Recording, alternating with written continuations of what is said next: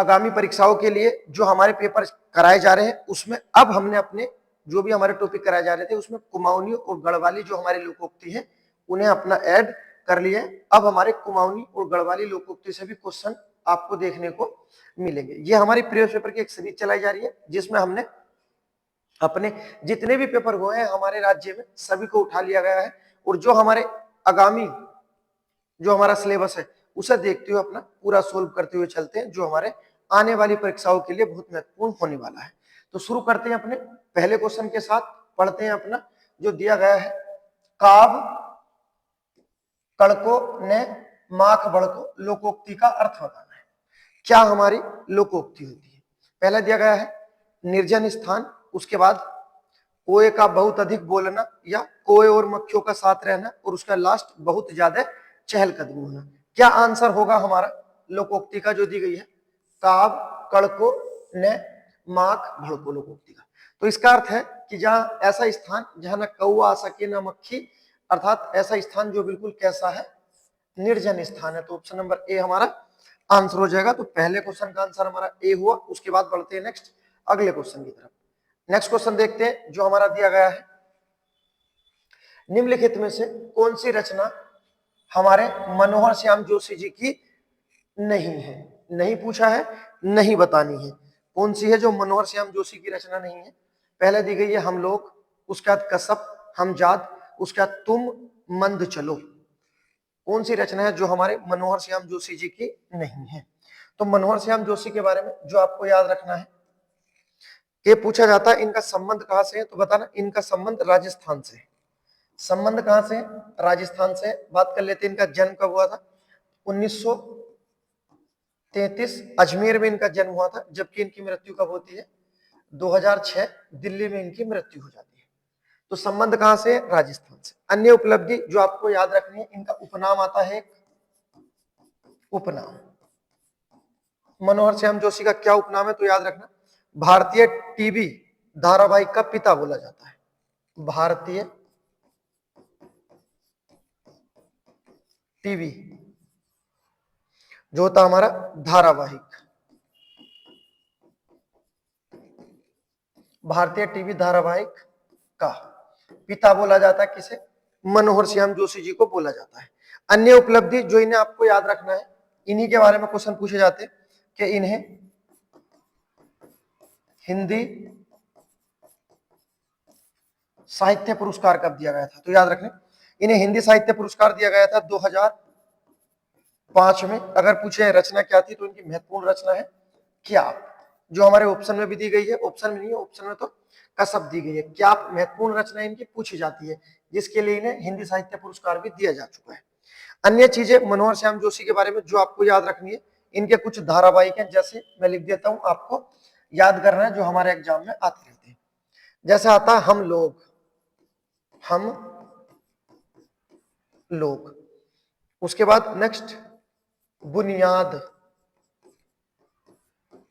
हम लोग बुनियाद, उसके बाद कक्का, कक्का जी कहिन, अर्थात कक्का जी कहिए, मुंगेरी लाल के हसीन सपने, मुंगेरी लाल के हसीन सपने, उसके बाद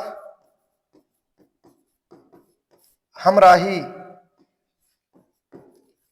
उसके बाद जमीन आसमान, जो इनके महत्वपूर्ण है, आपको याद रखना है। इससे अलग इनके कुछ उपन्यास आते हैं, जैसे कि आप, जिसके लिए इन्हें हिंदी साहित्य पुरस्कार दिया गया। उसके बाद क्या, आपके बाद क्या आप, कसब, ठीक। उसके बाद नेक्स्ट और जाते हैं, जैसे टाटा प्रोफेसर, टाटा प्रोफेसर। तो ये सब किन की उपलब्धियां हैं? तो याद रखना ये हमारे मनोहर श्याम जोशी की है। जैसे जो दी गई है हम लोग, इन्हीं से संबंधित है। क्या आप और कैसब दोनों, और हमजाद ये भी इनसे संबंधित है। क्या संबंधित नहीं है? तो याद रखना तुम मंद चलो, ये इनसे संबंधित नहीं है। तो फिर किससे संबंधित है? ये हमारे माखनलाल चतुर्वेदी से संबंधित है। तो ये माखनलाल चतुर्वेदी की रचना थी जो पूछी गई है, तुम मंद चलो। अन्य जो दी गई है सब किसकी है? हमारे मनोहर श्याम जोशी की है। ठीक है, बहुत उपलब्धि है इनकी। हमारे एग्जाम में क्वेश्चन यहाँ से बहुत ज्यादा बनते हैं और यही हमारा एक ऐसा टॉपिक होता है जो हमारा कमजोर होता है और जिससे कभी कभी 2-3 क्वेश्चन भी आ जाते हैं। तो आपको ये अपना कंप्लीट करते हुए चलना है। हम हर पेपर में अपने जो भी कराते हैं 2-3 अपने कभी पूरे कंप्लीट कराते हुए चलते हैं। अगला देखते हैं, क्वेश्चन पूछा गया हमारा और क्या पूछा है, निम्नलिखित में से कुबेर का पर्यायवाची नहीं है। कौन सा शब्द है जो हमारा कुबेर का पर्यायवाची नहीं होने वाला है, बताइए। पहले दिया गया श्रीद, मार, अनद, राज राज, बताइए कौन सा हमारा होने वाला है। तो कुबेर के पर्यायवाची कुछ महत्वपूर्ण है जो मैं आपको बता देता हूं, हमेशा आपको याद रखना है। जैसा था धन का देवता बोलते हैं इन्हें, तो इन्हें बोलते हैं धनराज। धन का देवता कुबेर ही तो धनराज। फिर आएगा धनपति, धन धन से आएंगे धनराज, धनपति, उसके बाद धनेश। अभी तक जो आए हैं सब धन से ही आए हैं। उसके बाद धन देवता। अब देखो ये 4 जो मैंने लिखे इन्हें तो याद करने की भी जरूरत नहीं है। उसके बाद अन्य जो आपको याद रखने हैं, जो दिया गया आपका श्रीद, जो ऑप्शन ए में भी दिया गया है, लेकिन हमें तो बताना कौन सा नहीं है, तो श्रीद होता है। उसके बाद नेक्स्ट आपको याद रखना है किन नरेश, किन नरेश। नेक्स्ट राज राज, राज राज, जो ऑप्शन नंबर हमारे डी में दिया गया है। उसके बाद याद रखना है यक्ष राज राज, यक्ष राज। उसके बाद यक्षेश्वर, यक्षेश्वर। नेक्स्ट अनद। ठीक है, तो ये सारे पर्यायवाची हमारे दिए गए हैं, जैसे कि श्रीद भी होता है, अनद भी होता है और राजराज भी होता है। कौन सा नहीं होता, मार नहीं होता है। तो फिर मार किसका होता है, ये हमारे कामदेव जी का है। किसका है ये, मार हमारे कामदेव जी का, ये हमारे कुबेर जी का नहीं होता। आपको याद रखना ये जो लिखे गए हैं कुबेर के हैं। पर्यायवाची जो हमारी जड़ है इसे पकड़ के रखो, हिंदी में कभी नीचे नहीं गिरोगे। अगर आपकी जड़ खराब होगी तो आप ऊपर बुनियाद नहीं बना सकते, कितना ही आप हिंदी को रट कर चले जाओ, और वैसे भी हिंदी रट कर तो हो ही नहीं सकती। अगला क्वेश्चन आपके सामने है और क्या दिया गया है, गाय अधिक दूध देती है, वाक्य में विशेष्य क्या है। गाय अधिक दूध देती है, इसमें हमें विशेष्य पहचानना है, क्या हमारा विशेष्य होने वाला है। ऑप्शन दे दिए हमारे गाय अधिक दूध और उसके बाद दिया गया गाय और दूध, तो क्या है हमारा बताना है, क्या आंसर हमारा होने वाला है। तो आपको याद रखना है जो हमारा आंसर हो जाएगा, देखो विशेष्य शब्द होते क्या है, तो याद रखना जिन शब्दों की विशेषता, जिन शब्दों की विशेषता बताई जाती है, जिन शब्दों की विशेषता बताई जाती है उसे क्या कहते हैं, विशेष्य कहते हैं। तो फिर संज्ञा क्या होती है, क्या संज्ञा को हम विशेष्य कह सकते हैं, तो कहना नहीं, संज्ञा को विशेष्य नहीं कह सकते हैं। ठीक है, अगर आप आम बोलचाल की भाषा में बोलोगे तो आप बोल सकते हो, लेकिन आप अगर एग्जाम में करने बैठे हो तो आप गलत कर जाओगे। जैसे यहीं पे देखो क्वेश्चन क्या है, गाय अधिक दूध देती है, यहाँ विशेषता किसकी बताई जा रही है, गाय की या दूध की, तो यहाँ विशेषता बताई गई है मेरे मोहदय दूध की, कि गाय जो दूध देती है कैसा दूध देती है, अधिक दूध देती है। कैसा दूध है, अधिक। ठीक है, तो अधिक क्या है हमारा विशेषण है, और विशेषता किसकी बताई गई है, दूध की, तो दूध क्या है हमारा, ये विशेष्य है, बिल्कुल सही है। अब जो मेरे प्यारे स्टूडेंट जिन्हें ये लगता है कि विशेष्य और संज्ञा एक ही होते हैं, तो मैं अब आपको बता देता हूं कि यहाँ दूध तो बना विशेष्य, जबकि ये जो गाय है हमारा, जो गाय हमारा नहीं हमारी, ये जो गाय दी गई है ये इस समय पता क्या है, सिर्फ संज्ञा है। ये सिर्फ क्या है, संज्ञा। लेकिन जैसे ही आप इसके आगे इसकी विशेषता बना दोगे, जैसे लिख देते हैं काली गाय, अब ये संज्ञा नहीं बनेगा, अब ये बन जाएगा क्या, विशेष्य।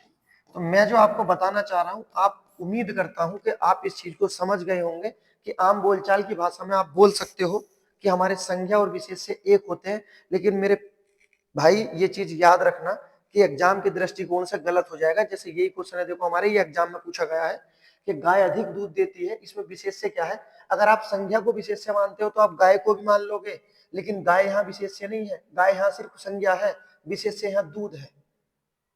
आया इतना समझ में? तो इतनी चीजें हैं जो मैंने बताई हैं, आपको याद रखना है। कभी विशेष्य से होगा जो अब अपना कंप्लीट करते चले जाएंगे। जैसे एक बात लिख देता हूं मैं, एक चीज है, देखो जैसे ही लिख दिया यहाँ पे, समझो एक शब्द लिख दिया लड़का। अब ये लड़का क्या है, तो सभी को पता, दुनिया को पता, ये एक संज्ञा, नाउन है, संज्ञा है, बिल्कुल सही है। लेकिन जैसे इस लड़के के आगे आप लिख दोगे चतुर लड़का, कैसा लड़का, चतुर लड़का। अब देखो एक होती है लड़कों की पूरी जात होती है लड़के, लेकिन उसमें से कुछ को निकाला कैसा, चतुर। तो ये जैसे ही आपने इसके आगे आपकी इसकी विशेषता बताई, तो जैसे विशेषता बताने वाला चतुर, इसके आगे आया क्या, विशेषण। जैसे ही इसकी विशेषता बताई गई लड़के की चतुर है, एकदम लड़का क्या बन जाएगा, विशेष्य बन जाएगा। और जब तक कोई विशेषता नहीं बताई जाएगी, ये सिर्फ संज्ञा बन रहेगा। उम्मीद करता हूं चीजें आपकी समझ में आ गई होंगी। ठीक है, ये अपनी क्लास है जो हमारी चलाई जा रही है, क्योंकि इसमें हम क्वेश्चन सोल्व कर रहे हैं। जब कभी ऐसा होगा, इस पर लंबा डिस्कस करेंगे, क्या विशेषण, विशेष्य, प्रविशेषण, अंतर विशेषण क्या है, सब देखेंगे। क्वेश्चन की तरफ बढ़ते हैं आगे जो हमारा दिया गया है। बच्चों वाला क्वेश्चन है आपके लिए, क्या दिया गया है, नदियों के नाम में कौन सी संज्ञा होगी, बताइए जल्दी, बिल्कुल फटाफट, इतना टाइम नहीं लगाना है। जो बच्चे वाले क्वेश्चन है एकदम करते हुए चलो। नदियों के नाम, नदियों के नाम की बात की गई है सर, ओहो, जैसे गंगा, जैसे यमुना। तो इन्हीं के बारे में तो पूछा, गंगा में कौन सी संज्ञा, यमुना में कौन सी संज्ञा, बता दो व्यक्तिवाचक संज्ञा। ऑप्शन नंबर ए हमारा आंसर हो जाएगा। क्वेश्चन को सही से पढ़ो, क्या लिखा हुआ है, नदियों में कौन सी संज्ञा है। ठीक है, ऑप्शन नंबर ए हो जाएगा। क्वेश्चन आपके सामने, ठीक है, क्या दिया, निम्नलिखित में से संयुक्त वाक्य पहचानना है। संयुक्त वाक्य का चयन करें, कौन सा हमारा संयुक्त वाक्य होता है। संयुक्त वाक्य की पहचान होती है हमारी, इसमें दो स्वतंत्र वाक्य होते हैं। क्या होते हैं, दो वाक्य होते हैं, ये तो फिक्स है, दो वाक्य होंगे। और क्या होगा, दोनों क्या होंगे, स्वतंत्र होंगे। दोनों वाक्य क्या होंगे, स्वतंत्र होंगे। एक वाक्य दूसरे वाक्य पर आश्रित नहीं होगा, क्योंकि आश्रित वाक्य मिश्र में होते हैं, इसमें दो स्वतंत्र वाक्य होते हैं।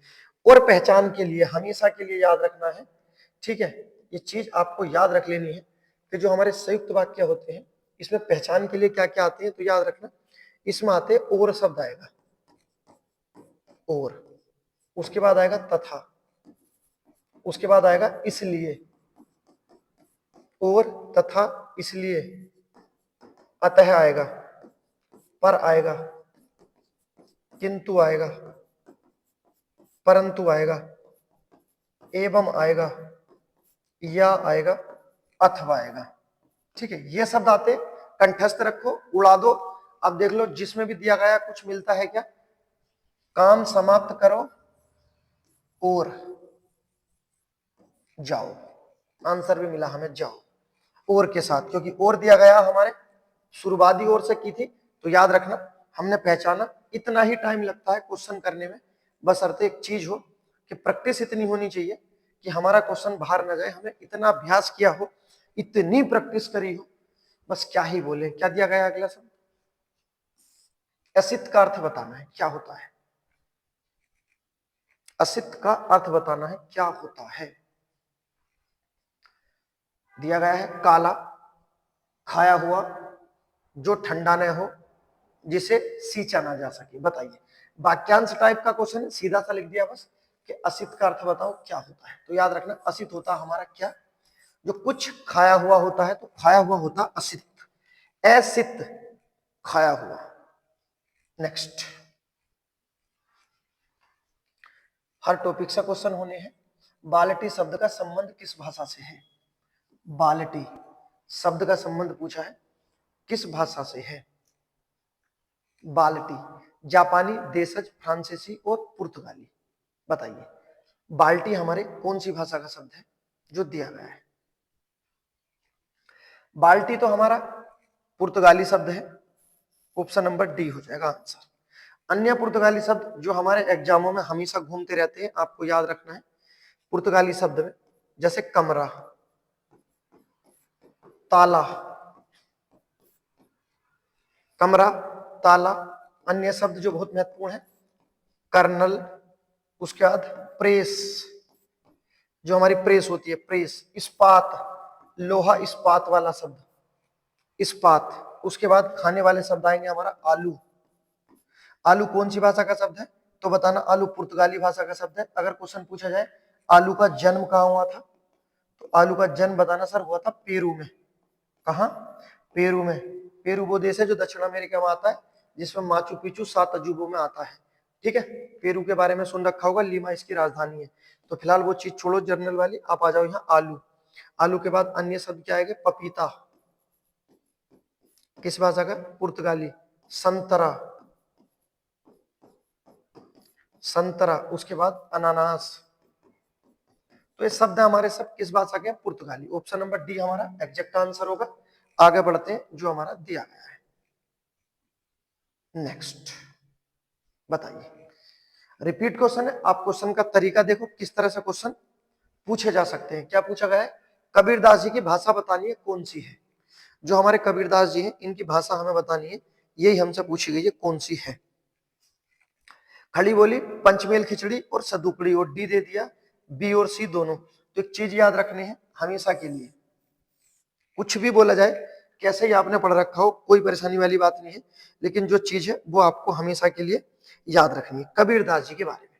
कि देखो इनकी जो भाषा है, इसे पंचमेल खिचड़ी बोलते हैं, और यहाँ लिख दिया सदुकड़ी बोलते हैं। इसमें अंतर है, दोनों चीजों में याद रखना। अगर पूछा जाए पंचमेल खिचड़ी इनकी भाषा को किसने बोला है, तो बताना श्याम सुंदर दास, श्याम सुंदर दास जी द्वारा इनकी भाषा को पंचमेल खिचड़ी बोला है। जबकि सदुकड़ी किसने बोला है, तो बताना राम चंद्र शुक्ल द्वारा बोला गया है। किसके द्वारा? रामचंद्र शुक्ल द्वारा। इससे अलग की जानकारी जो आपको याद रखना है, ठीक है, हो सकता है आपके पास हो या ना हो, कोई बात नहीं है, आपको देखना है कि ये जो नाम है ना भैया, इनका पंचमेल अर्थात 5 मेल बताए थे इनकी भाषा के लिए। कितने मेल? 5 मेल। ये 5 मेल पता कौन कौन से? इसमें कौन कौन से 5 मेल है? एक तो आती है हमारी अरबी, कबीरदास की भाषा का जो 5 मेल है, एक अरबी है, दूसरी फारसी है, उसके बाद तीसरी अरबी फारसी बुंदेली, उसके बाद खड़ी बोली दी गई है, अरबी फारसी बुंदेली खड़ी बोली, और एक आएगी हमारी पंजाबी।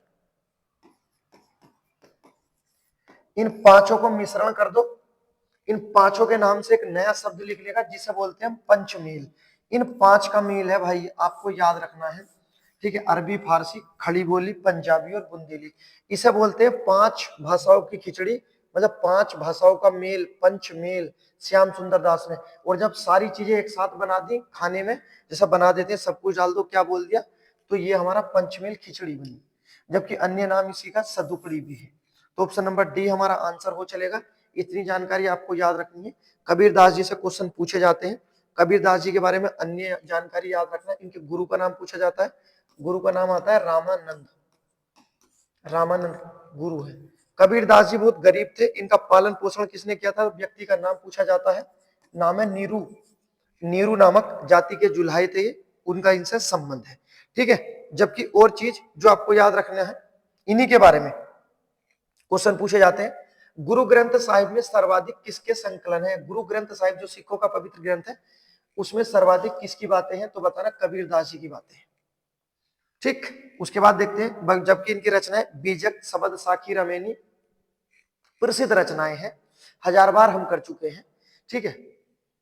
अगला क्वेश्चन देखो, आपकी रेंज के अंदर है, बताइए जो हमारा पूछा गया है। क्या पूछा है इसमें? चरण कमल बंदो हरिराई, चरण कमल बंदो हरिराई में कौन सा हमारा अलंकार होने वाला है? श्लेष अलंकार का शाब्दिक अर्थ होता चिपका, उपमा अलंकार में सासी से आते हैं। आंसर बनेगा हमारा रूपक अलंकार। रूपक अलंकार में क्या होता है? आरोप लगाया जाता है। क्या लगाया जाता है? आरोप लगाया जाता है। किसमें? रूपक अलंकार में, ठीक है। आरोप किसमें? तो बताना उपमेय को ही उपमान मान लिया जाता है, ठीक, याद रखना। जबकि रूपक अलंकार के बारे में, इसके सबसे बड़े कवि कौन आते हैं हमारे? तुलसीदास जी। रूपक अलंकार के सबसे बड़े कवि तुलसीदास जी। रूपक अलंकार के भेद पूछे जाए तो बताना भेद हमारे 3 होते हैं। पहला जो होता है हमारा, याद रखना, सडक, दूसरा निडग, और तीसरा पारंपरिक। ठीक, ऑप्शन नंबर सी हमारा आंसर बना। आगे बढ़ते नेक्स्ट क्वेश्चन की ओर। बताइए क्या क्वेश्चन पूछा गया है। ये आपने पहले भी कर रखा होगा, और ये यदि हो सकता है आपने अपने ही किसी पेपर में सोल्व किया हो जो हमारे एग्जामों में पूछे गए हैं। इसमें क्या पूछा गया है, इसमें पूछा गया है हिंदी वर्णमाला में मात्राओं की संख्या कितनी होती है। जो हमारी हिंदी वर्णमाला है उसमें मात्राओं की संख्या कितनी होती है। पहले तो एक चीज याद रखना हमेशा कि जो भी हमारी मात्रा होती है वो सब किसकी होती है, हमारे स्वर की होती है। मात्रा हमेशा स्वर की होती है, व्यंजन की कभी कोई मात्रा नहीं होती। ठीक है, अब देख लेते हैं मात्राओं की संख्या कितनी बताई गई है। पहले तो मैं बता देता हूं, देखो जो हमारे स्वर होते हैं, ए आता है, उसके बाद आ, छोटी ई और बड़ी ई, उसके बाद ऊ और बड़ा ऊ, उसके बाद नेक्स्ट जो हमारा आता है री, ए, ऐ, ओ और औ। ये टोटल हो गए हमारे जो हमने स्वर लिखे हैं 11। कितने हैं ये हमारे, तो याद रखना ये हमारे टोटल 11 हो गए। ठीक, लेकिन क्वेश्चन पूछा गया मात्राओं की संख्या कितनी है। तो आपको करना क्या है, जो हमारा ए होता है इसे हम बोलते हैं अदृश्य मात्रा। अगर कभी क्वेश्चन ये पूछा जाए अदृश्य मात्रा किसे कहते हैं, तो बताना ए को। क्योंकि जितने भी हमारे व्यंजन होते हैं, आप कुछ भी लिख लो, क, च, प, ट, कुछ भी ए टू जेड, जैसे क में तो क और ए आ जाएगा हमारा ये। तो ये जो आया है ये हमारा अदृश्य होता है, अर्थात दिखाई ना देने वाला। ठीक है, इसमें भी होगा छ और ए, ये आया यहाँ, प में भी होगा प और ए। तो ये जो ए होता है हमारा, ठीक है, ये आपको याद रखना, ये हमारा अदृश्य होता है, तो इसे छुपा हुआ मान लिया जाता है। जबकि अगर होता कुल मात्राएं तो हम बता देते हैं सर होती है 11, लेकिन इसे हम अदृश्य मान लेते हैं, और जो हम मात्रा शुरू करते हैं इन सब की करते हैं। अब 11 में से ये इसे हटा दो तो क्या बचा 10, ऑप्शन नंबर बी अपना आंसर हो जाएगा। ठीक है, इस तरह से हमारे क्वेश्चन पूछा गया है, और यही उसका तात्पर्य है, अदृश्य मात्रा आपको याद रखना है। क्वेश्चन आपके सामने है, ठीक है, संधि भी पूछ ली गई है। बधूर्मी शब्द का संधि विच्छेद कर दो, क्या होगा हमारा, बधु धन उर्मी होगा, लेकिन बधु जो होगा कौन सा वाला होने वाला है, तो बधु धन उर्मी, ऑप्शन नंबर हमारा बी आंसर हो जाएगा। क्या हो जाएगा, बधु धन उर्मी बधुर्मी। उसके बाद देखते हैं क्वेश्चन नंबर नेक्स्ट, परिमाणवाचक बताना है क्रिया विशेषण। परिमाण का मतलब होता है भाई नाप तोल और वजन मात्रा, इतना तो आपको बिल्कुल अब याद हो जाना चाहिए, परिमाणवाचक क्रिया विशेषण। ठीक है, परिमाण मतलब नाप तोल और जो हमारा वजन मात्रा होता है। परिमाणवाचक क्रिया विशेषण, क्रिया विशेषण क्या होते हैं हमारे, अभिकारी होती है जितने भी क्रिया विशेषण होते हैं। ठीक है, उसके बाद अगर पूछे जाए क्रिया विशेषण के भेद बताओ कितने होते हैं, तो क्रिया विशेषण के 4 भेद होते हैं। पहला होता हमारा रीतिवाचक, दूसरा होता है स्थानवाचक, तीसरा होता है कालवाचक, और चौथा जो पूछा गया है हमारा परिमाण वाचक। ठीक है, परिमाण वाचक में क्या होता है तो बताना, नाप तोल वजन मात्रा। नाप तोल वजन मात्रा परिमाणवाचक है। काल में क्या होता है, काल का शाब्दिक अर्थ होता है समय, जिसमें आने वाला सुबह परसों कल परसों सब है। स्थान क्या है, कोई स्थान का नाम होगा, जैसे सोहन दिल्ली गया तो दिल्ली का पता चला। ठीक है, बंदर छत पर बैठा है तो छत का पता चला, तो एक स्थान का पता चलता है। रीति होता है तौर तरीका, जैसे बस धीरे धीरे चलती है, लिख देते हैं बस धीरे धीरे चलती है। तो बस कैसे चलती है, तो कहना धीरे धीरे, धीरे धीरे में हमारा रीतिवाचक क्रिया विशेषण हो जाएगा। कोई स्थान आया जैसे दिल्ली, छत, मेज, कुछ भी, तो स्थान हो जाएगा। समय आया जैसे सोहन सुबह को पढ़ता है तो एक समय का पता चला। परिमाण में नाप तोल वजन मात्रा की बात होती है, जैसे यहाँ लिखा है कितना उतना जितना, ऑप्शन नंबर सी निकल का आएगा। ठीक है, हमारा आंसर हो जाएगा। उसके बाद बढ़ते हैं आगे, नेक्स्ट जो हमारा दिया गया है क्रिया से क्वेश्चन पूछा है और क्या दिया गया है, अब पढ़कर क्या होगा, अब पढ़कर क्या होगा, बताइए कौन सी क्रिया होगी। अब देखो ये लिखा है क्या होगा, बिल्कुल सही, कुछ नहीं होगा, पढ़कर तो कुछ नहीं होगा, पेपर हो गया तो अब पढ़कर क्या होगा, ये लिखा हुआ क्या होगा। लेकिन सुनो, क्या होगा से अभी पहले क्रिया हो गई है, क्या होगा से पहले जो क्रिया होगी पढ़कर, और क्या होगा से पहले क्रिया हो गई पढ़कर। और जब कभी किसी क्रिया से पहले एकदम तत्काल क्रिया हो जाए तो पहली आने वाली क्रिया को, जो पहली क्रिया होगी उसे कहते हैं पूर्वकालिक क्रिया। आंसर बना ए, क्या होगा उससे पहला आंसर आया पढ़कर, तो पढ़कर हमारा क्या बनी, पूर्वकालिक क्रिया हो जाएगी। आंसर ए हमारा आंसर हो जाएगा। किसी को डाउट हो आप बात कर सकते हो, ठीक है। उसके बाद देखते हैं नेक्स्ट, विलोम शब्द। विलोम शब्द और पर्यायवाची अगर आपके गलत हो रहे हैं, ठीक है, तो भविष्य अंधकार की ओर है। क्या पूछा है इसमें, उत्तरीय शब्द में बताना है, उचित विलोम बताना है। क्या होगा उत्तरीय का, उत्तरीय होता भैया जो वस्त्र ऊपर पहने जाते हैं उन वस्त्रों को कहते हैं उत्तरीय वस्त्र, ठीक है। और जो नीचे पहने जाते हैं उसे कहते हैं अधो वस्त्र। ऑप्शन नंबर जो हमारा बनेगा अधो वस्त्र बी बन जाएगा। अगला क्वेश्चन है, वाक्यांश क्वेश्चन पूछा है, ये बताना हमारा क्या हमारा वाक्यांश होने वाला है। क्या पूछा है इसमें, जो धरती फोड़कर जन्मा, ऐसा शब्द जो धरती फोड़कर जन्मा क्या होता है। देखो जो धरती फोड़कर जन्मा हो, ऑप्शन ए में दिया गया है हमारा स्वयंभू। स्वयंभू का क्या अर्थ होता है, तो स्वयंभू का होता है जो स्वयं उत्पन्न हो, मतलब अपने आप, जो अपने आप है ये, जो अपने आप उत्पन्न हो, ठीक है। जो अपने आप उत्पन्न हो उसे कहते हैं स्वयंभू, मतलब स्वयं उत्पन्न हुआ हो। दूसरा है कि आपका क्या लिखा है, जन्मजात, जो जन्म से हो उसे जन्मजात बोलते हैं। अगला दिया गया है जरायु, जरायुज, इसका क्या अर्थ होता है तो याद रखना, जरायुज होता है माता के गर्भ से जन्म लेने वाला, माता के गर्भ से जन्म लेने वाला, माता के गर्भ से जन्म लेने वाला क्या होता है, जरायुज कहलाता है। जबकि स्वयंभू होता है अपने आप स्वयं उत्पन्न होने वाला, अपने आप उत्पन्न होने वाला।